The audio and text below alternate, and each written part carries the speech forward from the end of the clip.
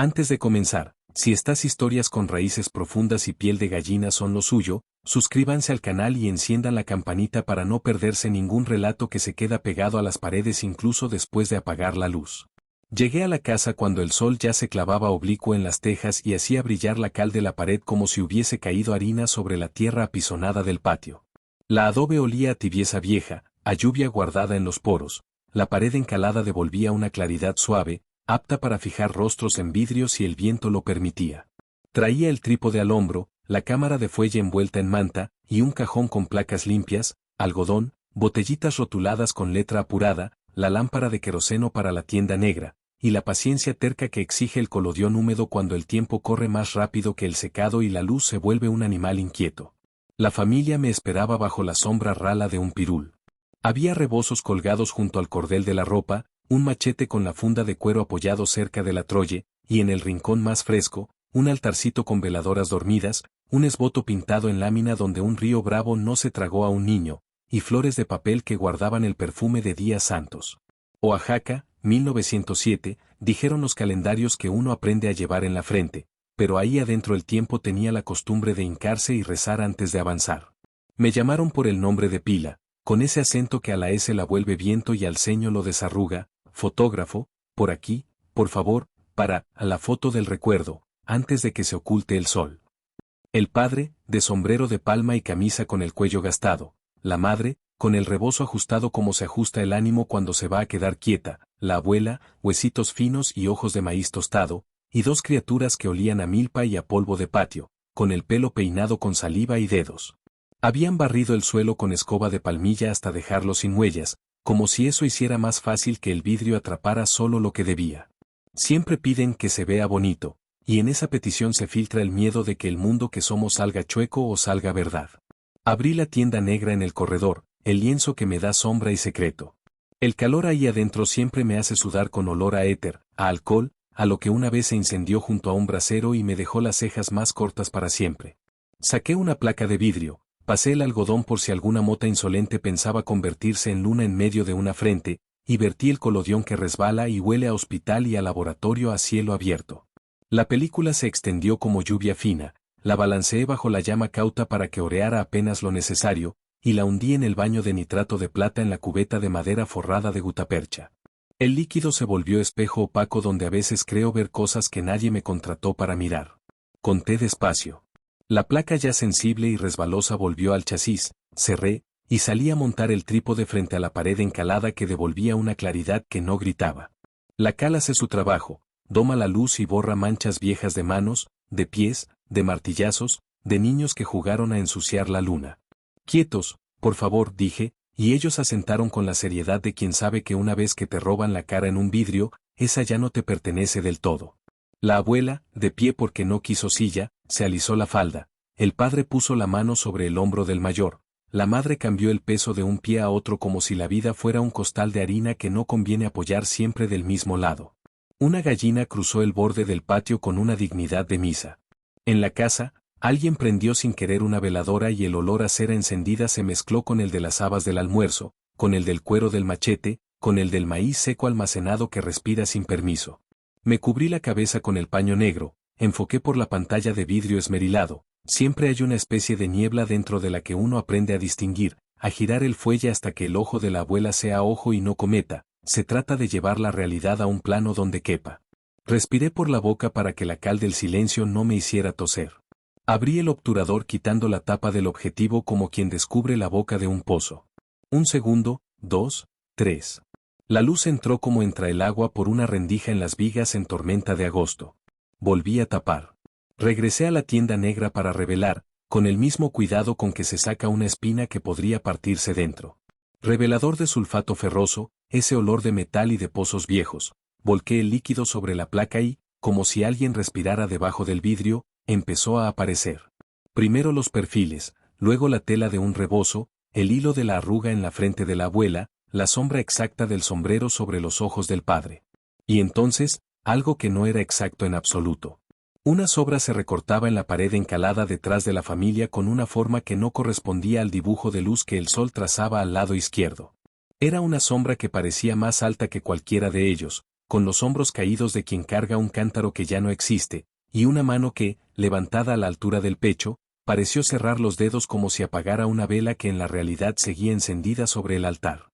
Pensé en un doble reflejo, en un movimiento mínimo durante el tiempo de exposición, en un toldo invisible entre el sol y la cal, en una nube, en una broma. El oficio enseña a desconfiar del espanto primero, casi siempre se resuelve con un trapo limpio. Fijé la imagen en hiposulfito, dejando que la plata que no quiso ser luz se fuese por el sifón oscuro del cubo. Enjuagué. La sombra seguía ahí, más firme con el agua. No les dije nada entonces, es mala costumbre meter sobresaltos donde hay ritual. Salí con un quedó bonita, y el padre sonrió como si le hubiesen quitado una muela sin dolor. Haremos otra, dije, una con rebozos, otra con las criaturas sentadas. La madre se ajustó el rebozo, ese azul de fibras tensadas en telar de cintura que se olvida de los hombros y cae justo, y el menor, que quería un dulce del mercado, se dejó poner la mano sobre la cabeza. La abuela sacó de la peana del altar un esboto pequeño, de lata, donde un corazón embarrado de milagros se ofrecía a un santo con ojos de aceite. Para que la foto agarre el favor, dijo, y lo apoyó en el canto de la ventana. La segunda placa salió con la pulcritud de quien se peina frente a un espejo prestado. Pero la sombra volvió a su oficio de intrusa. Esta vez los cuerpos eran fieles a sí mismos, y la sombra, no. Levantaba ahora una especie de ramo, o mejor dicho, huía de él. Como si en la pared encalada el hueco oscuro de un brazo sostuviera flores de papel que no habían sido puestas en esa mano de carne. Y la altura, era baja, la sombra, más baja que el niño, que de pronto se miró los pies como si ahí pudiese mover una raíz. El padre carraspeó una advertencia de hombre que no quiere superstición en su casa. La madre pudo haber dicho algo, pero prefirió mirar el suelo como si en el barro solado hubiese letras. Una más, dije. El oficio también enseña a forzar un tercero para comprobar un segundo. Esa tarde el mercado hervía del otro lado de la barda con música de banda de viento desde algún ensayo para la fiesta grande. Un cohetón reventó en el cielo y cayó su ceniza en silencio como si a nadie le correspondiera. El olor a copal flotaba, especie de resina dulce que un vecino prendía para desviar las moscas del guiso, la madre en un descuido, o quizá. No, dejó una veladora encendida junto al rebozo de diario, que entonces me pareció más negro que azul. Extendí otra placa, conté en voz baja como se reza, 1, 2, 3, con el colodión todavía húmedo como lengua de enfermo. A veces el viento ayuda, a veces juega a secar demasiado pronto y arruina el esfuerzo. Se ven venas y cuarteaduras que no son de lente, sino de la prisa. La tercera imagen trajo consigo lo que no se había invitado. La sombra se había puesto un sombrero que el padre no portaba en ese momento, era el sombrero de palma, sí, pero ladeado con una insolencia de muchacho que va a bailar. Y el gesto, la sombra señalaba con un dedo largo el umbral ciego de una puerta sellada con ladrillo. No era un vano reciente, la cal estaba pareja, pero uno aprende a ver cómo el trazado viejo de una habitación se adivina debajo de la capa blanca, como si la casa guardara en el yeso la memoria de sus propios intestinos. Ahí no, murmuró la abuela, apretando más su rebozo sobre el pecho, ahí no se mira, ahí no se habla. El padre soltó un andamos haciendo tonterías, y pidió que apagara las velas del altar. Por si la luz hace sus engaños. El hijo mayor, que no dejaba de voltear hacia la barda, dijo con voz que aspiró a ser casual, dicen que si uno sale al camino en Lunes del Cerro, escucha los pasos de los que se fueron y ya no volvieron de la milpa. La abuela lo miró con una severidad sin filo, y el padre lo llamó por su nombre con ese tono que trae el cinturón en la sombra. Nadie quiso nombrar, y sin embargo el aire lo hizo por nosotros. El nombre de un ausente palpó la cal y dejó su polvo en la lengua. A veces la primera fractura del día es un nombre que viaja sin cuerpo. Hice la cuarta, tercamente, con la cabeza caliente bajo la tienda negra. Esta vez pedí que la abuela tomara asiento, saqué una silla de madera. La madre se colocó detrás, con el rebozo haciendo sombra en su propio rostro como si ya le anticipara la mortaja, y los niños a los lados, al modo que recomiendan los manuales para el equilibrio de la mirada. La cámara no perdona la torpeza del encuadre, en el vidrio esmerilado se ve cómo se caerá una mirada si la sostienen mal. Volví a quitar la tapa, un suspiro se me escapó sin permiso, a veces la propia respiración entra en la foto como un ruido que no se revela, pero que se queda. En la tienda negra, al ver surgir las formas, noté que la sombra había enmendado su altura para imitar la abuela y, con un ademán torcido, dejó caer algo que no estaba en ninguna mano viva, una máscara. Era de madera, con bigotes pintados, como las que cuelgan de un clavo después de las danzas, y uno pudo pensar en la danza de la pluma, en plumas verdaderas que imitan plumas de historia, pero esa no estaba en ninguna pared. La sombra la dejó caer contra el suelo de cal, y el gesto era un sonido que mi oficio no puede fijar.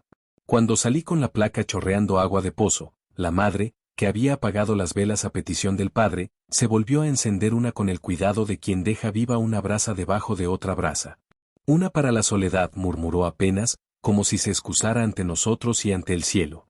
La Virgen de la Soledad de Oaxaca, con su manto negro que pesa tanto como la noche, tiene a veces el mismo modo de mirar que tiene la piedra cuando recuerda.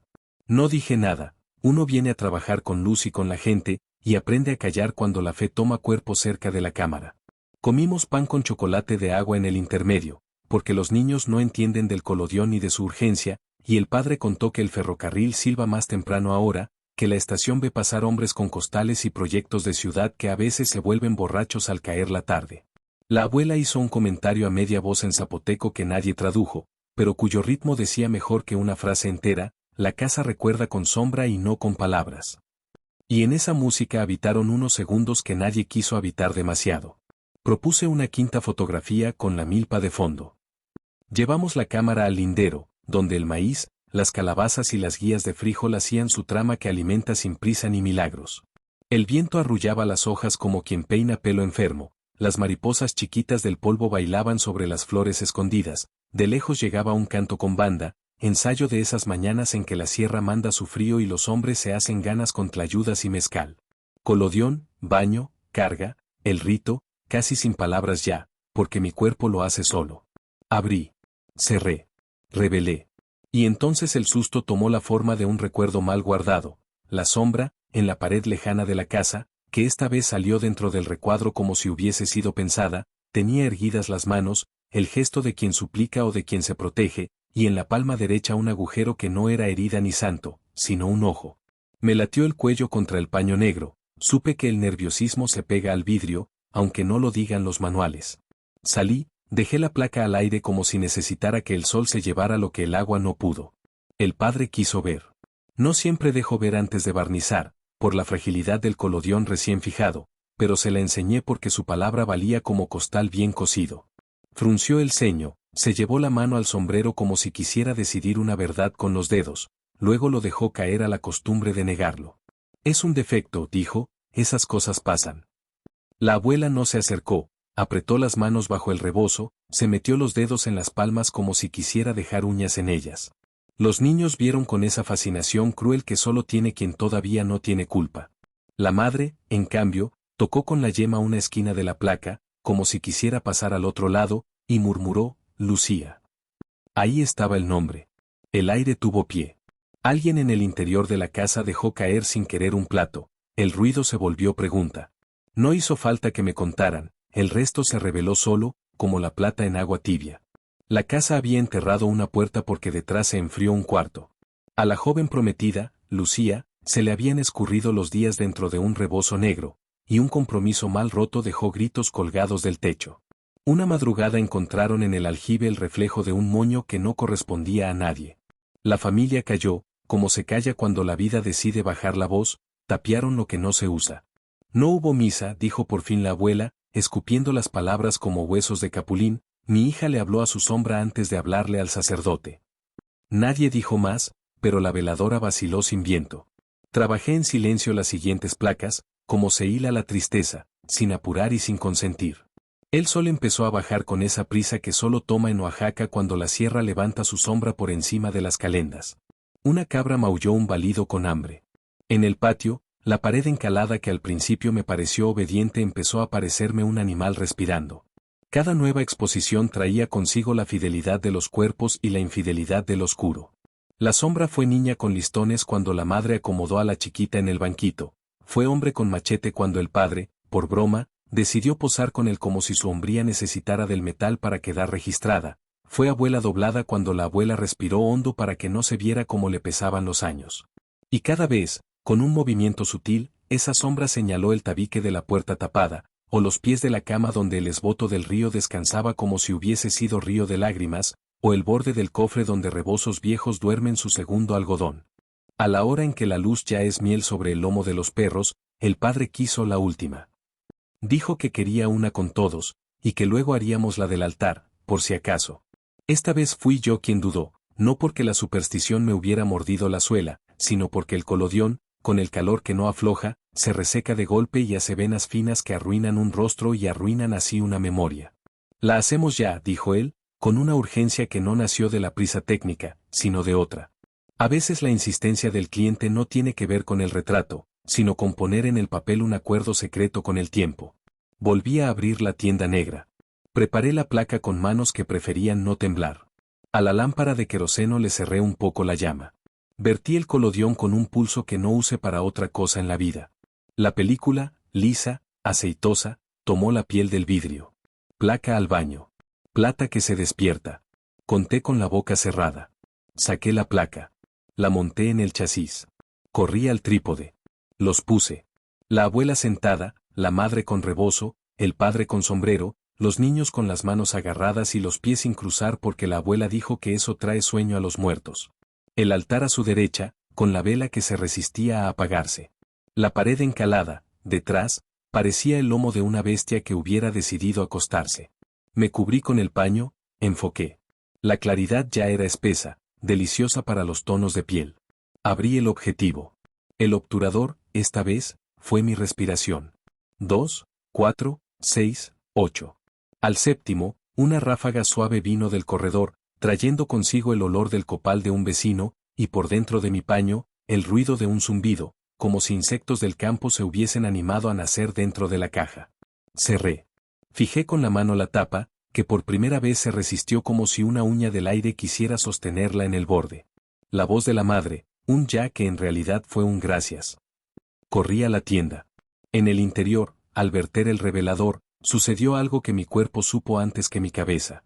El líquido confundió su curso habitual y formó, en la mitad inclinada de la placa, un remolino que no he visto nunca más.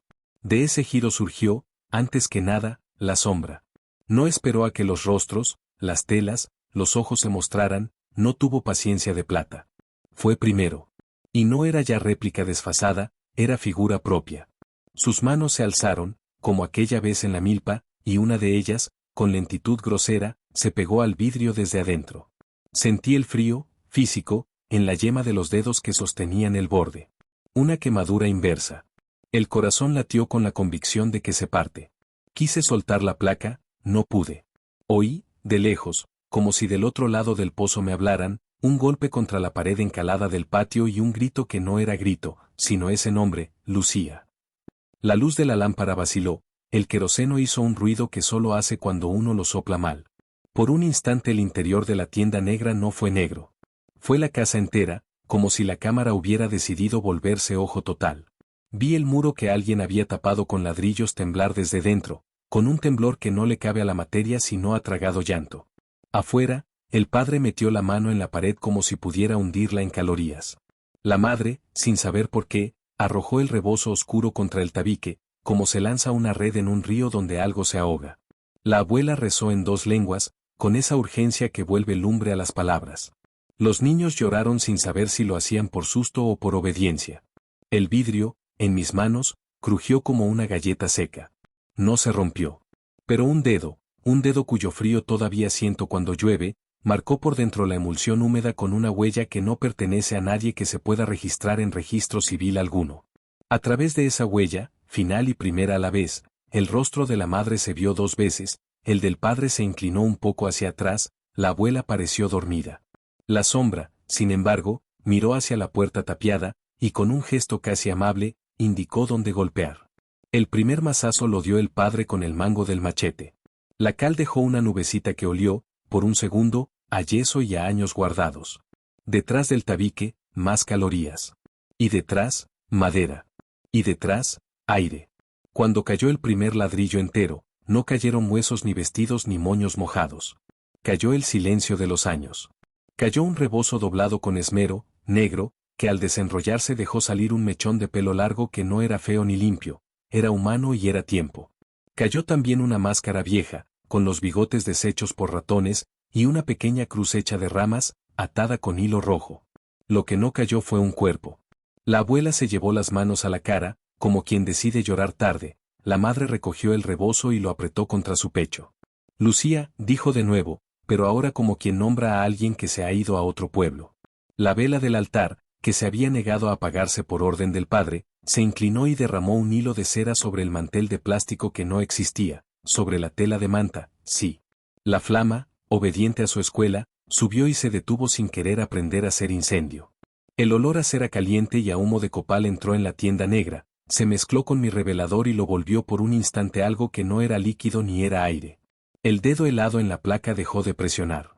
Pude fijar. Pude lavar. Pude salir. Lo que enseñé, sosteniendo el vidrio como se sostiene un recién nacido, no era del todo nuestro trabajo. Era algo más y algo menos. Los rostros estaban, con esa luz de colodión que hace que la piel se vuelva antigua y a la vez más viva. La abuela parecía estatua oxidada, los niños, santos de pan. La madre, un perfil de luto que el tiempo le pintará de verdad quién sabe cuándo. El padre, la cara que se ve en los retratos antes de la guerra, aunque esta no fuese la de los cañones. Y detrás, la sombra, completa, no de alguien y de todos. Su mano, en el vidrio, dejó la huella por dentro como firma. Y su gesto, ese leve inclinarse hacia el muro, ese ahí, estabilizó la casa como estabiliza el rezo un rabión de agosto. No hubo llanto público. Hubo trabajo. El padre terminó de tumbar la pared con sudor que olía a milpa y a miedo pasado. La madre extendió el rebozo negro al sol del final, como si quisiera devolverle su color de tinte y de duelo. La abuela se sentó con la máscara vieja sobre las rodillas, y con dedos que sabían, arregló los bigotes como se arregla a un muerto para que no dé miedo. Los niños, ya sin lágrimas, se quedaron mirando la puerta vacía como quien mira un teatro donde todavía huele a actor. Guardé mis cosas con torpeza. El hiposulfito dejó ese gusto salado en manos que no quiero lamer. El baño de plata se enturbió, como si un puño invisible hubiese revuelto el fondo. Las placas, apoyadas en el cajón, brillaron con ese brillo que no es seco ni mojado. Me quemaban todavía las yemas donde la huella encontró mis dedos. Barnicé las que pude con sandáraca que calenté sobre el brasero, con prudencia, porque la laca tiene el mal vicio de prender si uno le da mal calor. La última, la de la mano en el vidrio, preferí no barnizarla hasta el día siguiente, había aprendido a respetar el ritmo de las cosas que no entienden de mi prisa. Quise cobrar menos. El padre, con dignidad de hombre que no desea deber favores a la suerte, puso en mi mano lo justo. Llévese una para usted, dijo, y por primera vez su voz tuvo un temblor que no era timidez. Escogí una de las primeras, donde la sombra apenas insinuaba su extrañeza y la abuela, con el rebozo bien puesto, parecía dueño del mundo. De la mano adentro, esa no me dejaba. Esa, dijo la madre, déjela aquí. Asentí. Las cosas, a veces, no eligen destino, se quedan donde deben quedarse. Me fui con la tarde lamiéndome los tobillos. Por el camino, el sonido de la banda de viento probando un vals se mezclaba con la risa de las muchachas que volvían del molino con cubetas en la cadera. En el mercado, el humo de los comales se hizo templo, y la palabra tlayuda llenó de harina el aire. El ferrocarril silbó una vez, dos, un perro le contestó, ofendido. El cielo recogió la última luminosidad, y pensé, no por fe, sino por reconocimiento, la Virgen de la Soledad debe saber de paredes que respiran. En la estación, un muchacho con traje que no le quedaba preguntó si vendía retratos para mandar a México. Le dije que otro día, que hoy traía las manos llenas de una historia que no cabría en el sobre. Esa noche, en el cuarto de hospedaje junto a la plaza, dormí mal. El olor a éter nunca se va del todo de la piel. Sube, baja, se acurruca detrás de las orejas. Soñé con paredes que se hinchan como pechos, con rebozos que sostienen aire en lugar de niños, con máscaras que, por fin, quieren descansar sin colgar de un clavo. En algún momento, ya cerca del alba, oí pasos en el corredor. Un peso leve se detuvo frente a mi puerta. La madera respiró. No hubo llamada. Tampoco cerrojos que se levantan. Solo el rumor de una tela que se arrastra y una vela que no arde. Con las manos por delante, como si cuidara la placa más frágil, me levanté. Abrí. El corredor, sosegado por un fresco que no viene de los montes, me mostró lo de siempre, una pared encalada, un banco de madera, una jarra de barro con agua que sabe a pozo y a tiempo. Cerré. En la mesa, la placa que me había llevado conmigo, la de los primeros, mostró bajo la luz que entraba por la rendija un leve empañamiento en la esquina, como si una respiración de vidrio hubiera decidido quedarse a vivir ahí. No era un defecto técnica, o quizás sí, y entonces mi oficio es eso, nombrar defectos a lo que no se puede nombrar. Pasaron días antes de que volviera a retratar otra familia. En esos días, cada pared encalada de Oaxaca fue un espejo torcido. Caminé por el atrio de la soledad y miré los esvotos colgados con su gratitud sencilla y su ortografía temblona, por el favor recibido, por haber sanado del pecho, por la lluvia de agosto. Pensé que la fotografía es, también, un esvoto de luz, por haber sido nosotros ese día, aunque el resto no nos pertenezca. En las calles, las máscaras de madera en los puestos parecían dormir con un ojo abierto, las manos de las mujeres anudaban rebozos con la destreza de quien ata vidas y nudos marineros. La milpa en los bordes de la ciudad erguía su mapa de verdes, las chirimías practicaban lejos, una cuadrilla de albañiles encalaba una fachada, y el olor de la cal, tan limpio, traía consigo una sospecha. Hay cosas que solo un color puede ocultar. Volví a esa casa al cabo de 2 semanas, con el pretexto de llevar las copias en papel albuminado que había secado al sol en las cuerdas del patio de la pensión. Me recibió la madre con el rebozo ya no tan apretado, se le había ido del rostro un hueso. La abuela, sentada, tenía los ojos más claros que antes, o quizá yo miraba distinto. Los niños, con una ligereza nueva, me enseñaron la puerta ya abierta como si presumieran una cicatriz que, de tan digna, da orgullo. El padre, en el patio, había clavado un clavo en el tabique, ahí donde ya no había cal pareja, y colgaba la máscara vieja, con los bigotes compuestos, sobre el hueco. El rebozo negro, doblado con cuidado, descansaba al pie del altar. Aquí la dejamos, dijo la madre, y supe que no hablaba del rebozo. Tomamos café de olla con canela. Hablamos de nada que importe. Que la lluvia vino puntual, que la cabra parió, que en el mercado hay un queso nuevo. En algún momento, el padre dijo, la última placa, la de la mano, ahí está. Señaló una caja de madera, en el cuarto que ahora respiraba de otro modo. No fui. Tomé mis papeles, dejé mis saludos, y me despedí con la falsa promesa de que volveré con calma. La verdad es que uno vuelve siempre, aunque no regrese el cuerpo. Desde entonces, cada vez que monto el trípode frente a una pared encalada, pienso en la respiración. A veces la luz se comporta, a veces no. He aprendido a nombrar mis miedos con palabras técnicas: velo, falla de revelador, colodión seco, contaminación del baño de plata. He aprendido a obedecer mi torpeza como si fuera consejo. He aprendido, por fin, a dejar que el dedo frío de lo imposible no me arrebate el pulso. Es mentira, todavía, cuando acerco la placa al revelador y la imagen asoma como quien sale de un río, temo ver primero una sombra haciendo lo que quiere. No me sucede siempre. Me sucede a veces. Y cuando pasa, no llamo a nadie. Barnizo. Seco. Guardo. Y por las noches me pongo el rebozo de mi propia cabeza, ese paño negro que me cubre el mundo, y me digo, con la voz de la abuela, aquí no se mira, aquí no se habla. Pero luego, las palabras, como veladoras, encuentran su manera.